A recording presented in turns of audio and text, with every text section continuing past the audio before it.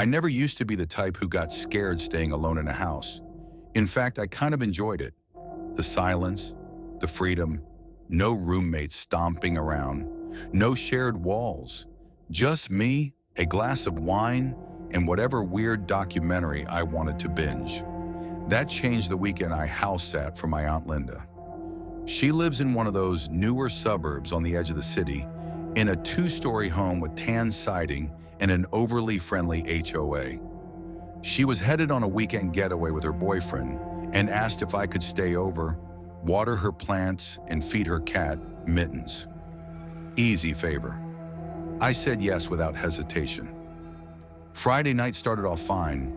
I made pasta, gave Mittens her food, and parked myself on the couch with a blanket and a glass of wine. I picked some old horror movie. The Fog, I think. Cheesy enough to be fun without messing with my head. Around 11:30 p.m., I paused the movie to use the bathroom and check on the laundry I'd thrown in earlier. I was halfway down the hallway when I heard it. Clunk. A sharp, metallic sound. It came from the laundry room. I froze. Listened. Mittens darted past my feet like she was chasing something, which startled me more than I cared to admit. I shook it off. Probably the dryer finishing its cycle, or Mittens getting into something. I walked into the laundry room, flipped the light on, and the dryer door was open. Not ajar, fully open. Now I know I shut that thing. I remember clearly because I had to press the door twice before it latched. Mittens was nowhere near it. She had wandered off into the kitchen. Still, I shrugged it off. Maybe it didn't latch all the way. I closed it again, hit the switch to restart the load, and went back to my movie. 20 minutes later, clunk, same sound, same place. But this time, the dryer wasn't running anymore. I paused the TV again. Everything in me was telling me not to go back in that laundry room, but I did. Slowly. The light was off. I hadn't turned it off. I reached around the corner and flipped the switch. The dryer door was open again, wide open, no breeze, no shaking walls, just open. This time something was off. There was a weird smell in the room, stale, damp, almost like metal and sweat. I crouched down, pulled the door wider, and looked inside. Empty, no clothes, no lint, just nothing. And the smell was stronger inside the barrel. I felt this chill roll up my spine, the kind of chill that makes you look behind you, even when you know no one should be there. I left the room, shut the door, wedged a chair under the handle, just in case. I couldn't sleep after that. I kept the hallway light on and lay awake upstairs, trying to convince myself I was being dramatic. 3:17 a.m. The dryer turned on. I heard it from upstairs. The low hum, then the unmistakable thump, thump, thump of something spinning. I bolted upright. The chair was still wedged against the door, right? I crept down the stairs. Every step felt heavier than the last. When I turned the corner, I saw it. The laundry room door was wide open. The chair was in the hallway, on its side, like someone had thrown it. The light inside was on, and the dryer was running. I stood frozen for at least a minute before I dared move. My heart was pounding so hard it made my ears ring. I didn't even realize I was holding my breath. I stepped inside, grabbed the edge of the dryer door, and yanked it open. The drum spun to a stop, and something slid out. Not clothes, not a sock, a photo, a Polaroid. It fluttered to the floor, face down. I stared at it for a full 5 seconds before I crouched to pick it up. When I turned it over, I dropped it. It was a picture of me, asleep on the couch from earlier that night. Same blanket, same angle, same timestamp on the TV screen behind me. I grabbed my phone and called 911. The police came and searched the house. No forced entry, nothing was taken, nothing broken. But in the crawl space above the laundry room, wedged between insulation and ducts, they found a small duffel bag. Inside, a flashlight, an old camera, a half-eaten sandwich, and some candy wrappers. Whoever it was had been living there, watching me, taking pictures while I slept. The worst part? No fingerprints, no trace, no one was caught. He vanished. I never house sat again. I still dream about that photo sometimes. And sometimes I wonder if he's still out there, waiting for another house, another dryer door to quietly open. It started with a text. At first glance, it was nothing. Just a message at 12:14 a.m. on a Saturday night while I was alone in my apartment watching YouTube.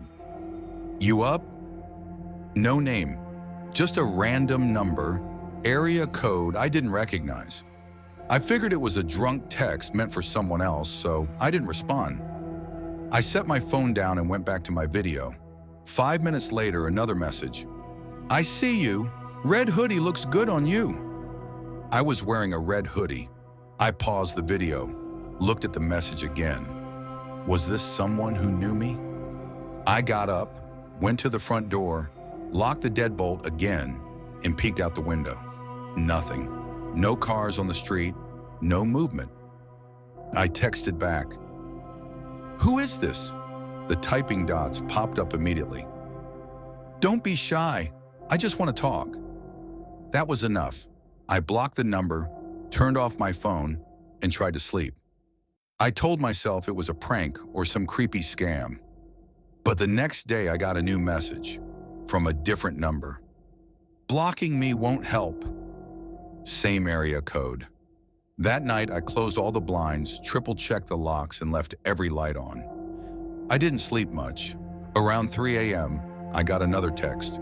Nice apartment. Love what you've done with the plants. That's when I called the police. They sent a patrol car, took a statement, and told me they'd log it, but that these things happen sometimes. Unless the person threatened me directly or tried to break in, there wasn't much they could do. That's when I remembered something.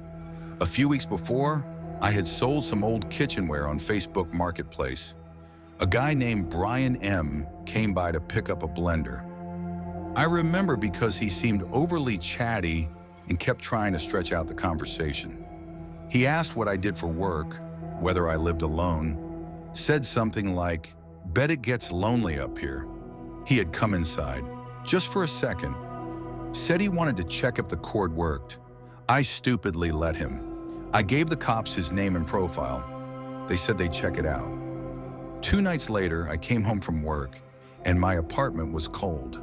Unusually cold. I checked the windows, still locked. The back door, still locked. But the thermostat, set to 50 degrees. I didn't do that. I keep it at 72 always. That night I didn't sleep at all. Around 2:47 a.m., I got another message. Different number, same tone. You sleep with your mouth open. Did you know that? I felt sick, violated. I ran to the closet where I keep my old router box, unscrewed the cover, and stared into the wall. That's where I found it. A small black camera, no bigger than a thumbtack, drilled into the wall above eye level, hidden between a pipe and the frame. It had a blinking blue light. I don't remember screaming, but I did, loud enough that my downstairs neighbor came up and asked if I was okay. The police came back, this time with a warrant. They found 4 other cameras, one in the bedroom vent, one behind the mirror in the bathroom, and 2 tiny ones behind artwork I hadn't even hung up. Whoever it was had been watching me for weeks. But here's the most disturbing part. The cameras were connected to a private Wi-Fi signal that had been piggybacking off mine. Not hardwired, wireless. Someone had come into my apartment multiple times, locked it back up, left no trace. The footage? It was streaming somewhere. They never found where, and the text never stopped. Even after I moved to a new place, new number, new router, different city. Last week I got a package, no return address. Inside a single Polaroid, me sleeping, taken from above my bed. I live on the top floor now. There's no one above me, no one. I live alone in a small apartment building on the edge of downtown. 4 stories, older place, built in the late 60s. I moved in 6 months ago after a rough breakup, figuring solitude would help me reset. It was quiet, cheap, and the kind of place no one really bothers you. Until I started hearing him. It started on a Wednesday night. I was brushing my teeth in the bathroom when I heard a voice coming from the vent above the mirror. At first it was muffled, like someone talking through a pillow. I assumed it was the neighbor next door or someone watching TV. I turned on the fan and ignored it. But the next night, it came back. The fan wasn't on this time. The apartment was silent. No music, no shows, just the sound of the faucet dripping. And then behind that, a whisper. Very clear. "I saw you today.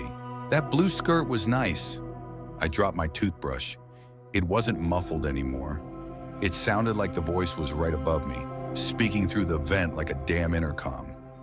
I stared up at it, heart racing. "You should close the window when you change." I bolted into the living room and called building maintenance the next morning. The guy came by, took a half-hearted look at the vent, and told me sound carries strangely in old buildings.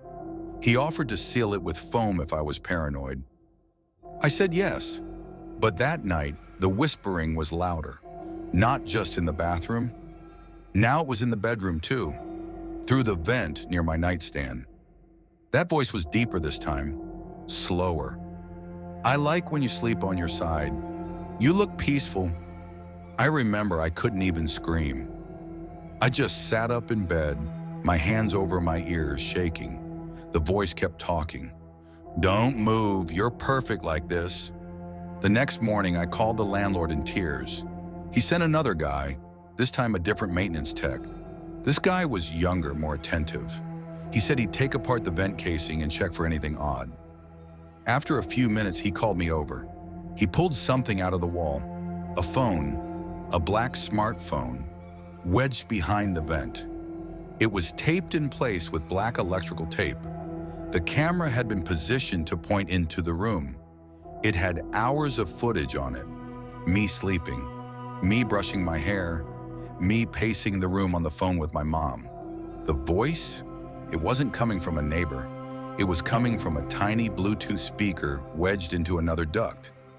Someone was watching me and talking to me. I called the police. They came immediately, took the phone, the speaker, and began looking into the apartment next door. That unit had been vacant for 2 months, supposedly, but when they opened the door, it smelled awful, damp, stale. Inside, they found a mattress on the floor, dirty blankets, cans of soup, empty chip bags, and about 7 used cell phones, all with wireless transmitters. He had been living there. The locks weren't forced. He'd had keys. The landlord checked records.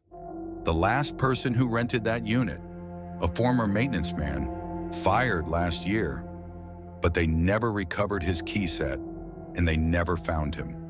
The cops think he was crawling through old ductwork and service tunnels between units, planting devices, watching, recording. I moved out within a week, but even now in my new apartment, I still check the vents. I still stare into the black holes in the walls, wondering if someone's watching, just waiting for me to stop looking. Sometimes at night when the air kicks on, I swear I can still hear breathing.